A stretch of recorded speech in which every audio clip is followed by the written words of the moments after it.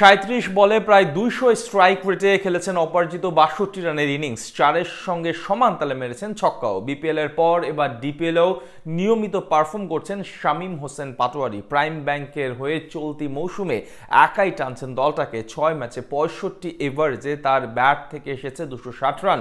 মাহমুদুল্লাহ রিয়াদের পর টাইগার দলে ফিনিশিং রোলে তাই হার্ড হিটার এই ব্যাটারকে ভাবতেই পারেন নির্বাচকরা। শামীমের এমন ধারাবাহিক পারফরমেন্সের বাকিটা থাকছে প্রতিবেদনে। ২০২০ সালের যুব বিশ্বকাপ জয়ী দলের সদস্য ছিলেন শামীম হোসেন পাটোয়ারি। ওই আসরে টুর্নামেন্ট জেতার পেছনে তার অবদান ছিল অনেকটাই। ব্যাটিং বোলিং এর সাথে ফিল্ডিং এও রেখেছিলেন সমান ভূমিকা।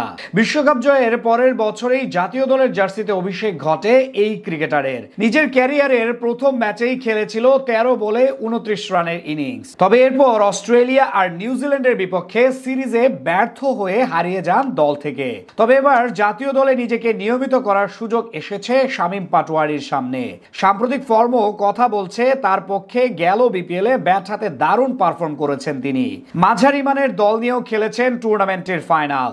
আসর জুড়ে ব্যাট করছে প্রায় ১৬০ স্ট্রাইক রেটে।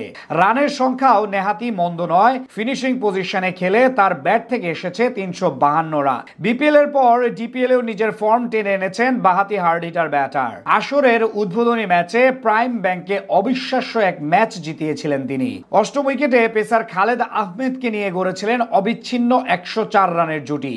চাপের মাঝেও করেছেন নিজের স্বভাবসুলভ ব্যাটিং। প্রাইম ব্যাংকের হয়ে ধানমন্ডি স্পোর্টিং ক্লাবের বিপক্ষে হেসেছে তার ব্যাট। ৪ ছক্কার ফুলজুরি ছুটিয়ে ৩৭ বলে খেলেছেন অপরাজিত ৬২ রানের ইনিংস। ওয়ানডে ম্যাচ হলেও ব্যাট করেছেন টি-২০ স্টাইলে। চলতি ডিপিএলে এখন পর্যন্ত ৬ ম্যাচ খেলে ৬২ এভারেজে করেছেন ২৬০ রান, সাথে স্ট্রাইক রেটও প্রায় ১২০। সাম্প্রতিক ফর্ম বিবেচনায় ফিনিশিং রোলে সবচেয়ে সামর্থ্যবান ক্রিকেটার হবেন তিনি।